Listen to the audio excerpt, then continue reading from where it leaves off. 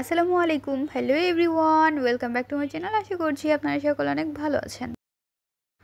আজকের পর্বে খুবই সহজ পদ্ধতিতে এবং মজাদার একটি রেসিপি নিয়ে চলে আসলাম। রেসিপিটি হলো তেলাপিয়া মাছ ভুনা। চলুন কথা না বাড়িয়ে রেসিপিটি দেখে নেওয়া যাক।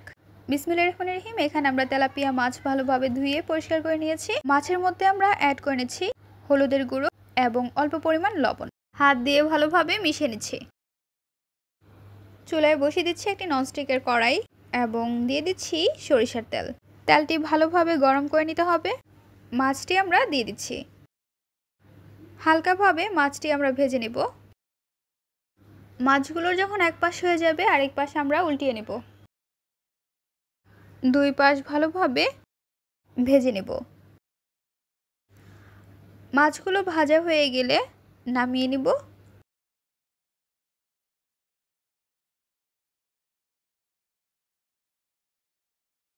তেলাপিয়া মাছগুলো নামিয়ে নিয়ে নেওয়ার পর কড়াইয়ের মধ্যে আমরা অল্প পরিমাণ তেল অ্যাড করে নিচ্ছি। দিয়ে দিচ্ছি পেঁয়াজ কুচি। পেঁয়াজ কুচি দিয়ে দেওয়ার পর নেড়ে চেড়ে নিতে হবে।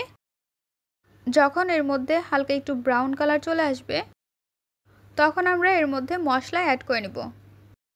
দিয়ে দিচ্ছি আদা এবং রসুন বাটা অল্প পরিমাণ, 1 টেবিল চামচ দিয়ে নেড়ে চেড়ে নিচ্ছি।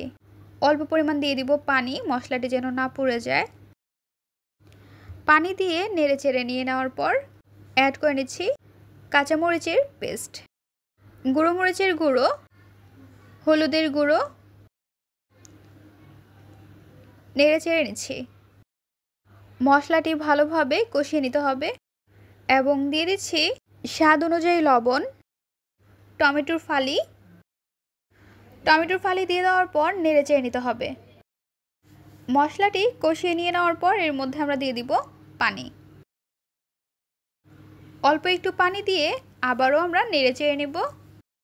মশলাটি যখন ভালোভাবে কষানো হয়ে যাবে, চারপাশে তেল উঠে আসবে, তখন আমরা মশলার মধ্যে পরিমাণ অনুযায়ী পানি ব্যবহার করব।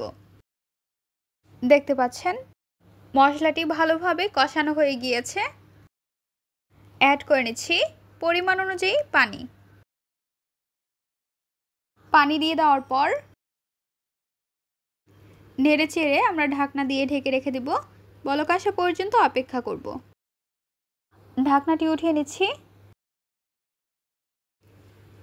এবং খুন্তি দিয়ে নেড়ে চেড়ে নিচ্ছি। এর মধ্যে দিয়ে দিচ্ছি মাছ। এক এক করে সবগুলো মাছ আমরা দিয়ে দিচ্ছি। মাছগুলো দিয়ে দেওয়ার পর আবারও ঢাকনা দিয়ে ঢেকে রেখে দেব। চলে আসলাম 3 মিনিট পর।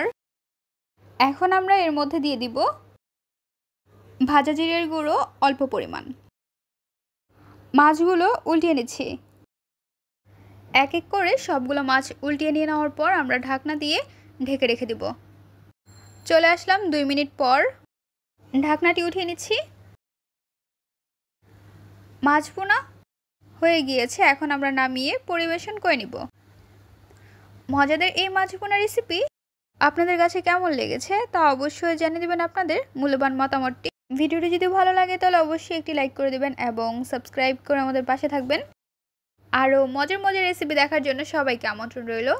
আজকের পর্বে এখানেই বিদায় নিচ্ছি গাইস। আসসালামু আলাইকুম। ভালো থাকবেন সবাই। আল্লাহ হাফেজ।